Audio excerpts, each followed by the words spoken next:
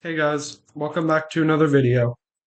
Today we are going to be doing a guide.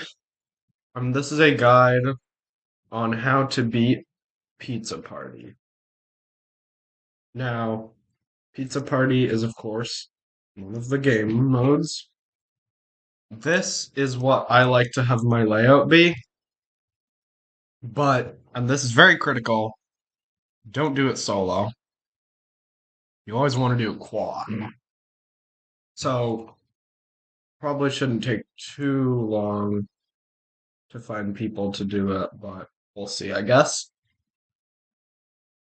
Um, Maybe this would take a bit. Okay. So, okay, I have no clue why this person's in here. They must be in a party because they should not be in here. But these two, I mean, this one's about my level. This one's like way over my level. So we'll see. Um, Hopefully we can beat it. Honestly, I doubt we will, especially because, well, yeah, okay, there's only three people that are even in.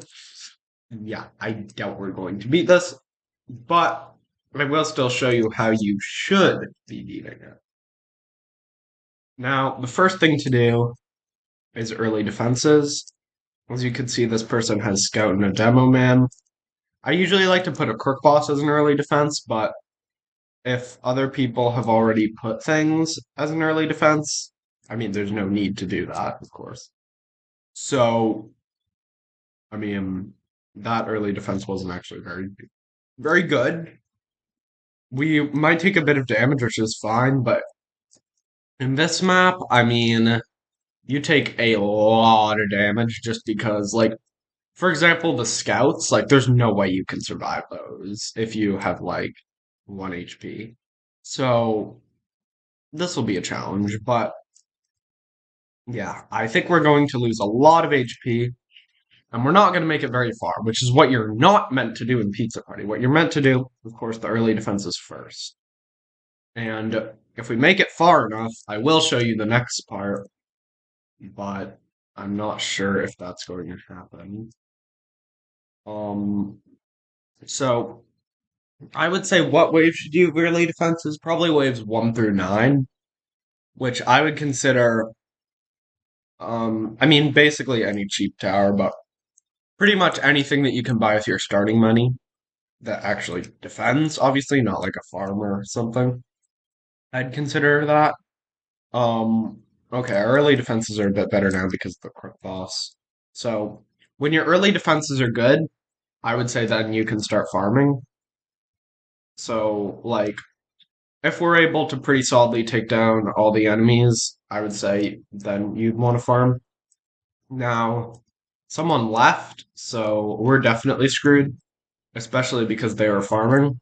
But yeah, what you need to do, the second thing you need to beat Pizza Party is three or like no, not three. You need four people to beat Pizza Party, no question about it.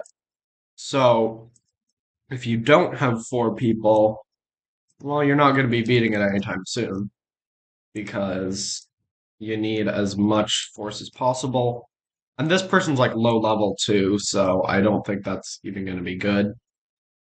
If you are low level, I doubt you'll be able to beat it unless you are able to like trick some higher level people into playing with you, which I don't see why they would. Um, but I mean, if you're high level, it's pretty easy. I actually beat it the first time I played it. Um, which of course no one was leaving because that was when like it first came out. But so I would expect to see a lot of people leave the pizza party. Like there's only two people in right now. Of course, why do you want to beat it? Well, the main answer is the warden. You could buy it with Robux, but that's kind of a waste. There's better things to buy with Robux, like the Elf Camp, for instance. Like Violent Night is way harder than Pizza Party, so that's definitely more worth it. Now, I mean, another reason you might want to beat Pizza Party is because of the coins.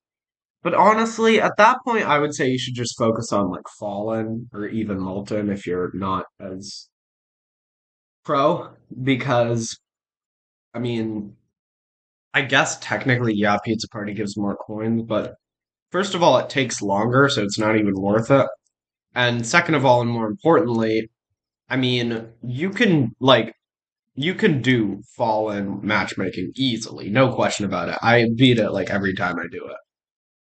Molten, I can easily solo. Pizza Party, yeah, no, you can't. You're not going to be able to guarantee a win in Pizza Party simply because of the fact that people leave. If people leave in a Fallen matchmaking, well, as long as you have like two or three people, you'll be fine. That is definitely not the case in Pizza Party, however. You need all four. Um, so it looks like we are going to make it to wave 10, which is nice because then I can explain the next part or what we're meant to do. Remember, what I'm saying is very contradictory to what I'm doing because I'm not trying to win, I'm just trying to make it as far as possible. But what you want to do, you want to buy a high DPS tower, like maybe a minigunner. If you can afford an accelerator by now, I would say buy it, but like I highly doubt you can. Because the scout is tough, not gonna lie. Um, like, I mean, we'll probably be able to survive it here, but it's definitely not easy to survive. I mean, you could use like crook bosses like I'm doing here, but you will probably regret that later on if you do it. Now, so these four towers, farm, obviously pretty standard. Golden crook boss, pretty standard for me. Accelerator, obviously like one of the best in the game, if not the best, aside from maybe the engineer. And then we got the Warden, also pretty solid. I mean, obviously, if you are watching this video and you're like really interested in my tips, like you probably don't have the Warden. Realistically, if you really want to be Pizza Party, it's because you don't have the Warden. So if you don't have the Warden, I don't know, replace it with like, I mean, you could replace it with anything to be honest, but I mean, maybe, well, no, you probably wouldn't have the Sledger either, um, but yeah, so I'm basically just trying to survive for as long as possible, but I am not recommending this because I don't think this is what you should do. But okay, so this is where it might get tough, and this is part of the reason I bring the crook bosses because they have hidden detection at a relatively low level. I don't know if that's the case with normal crook bosses, it might be, but at least for golden crook bosses, that is the case.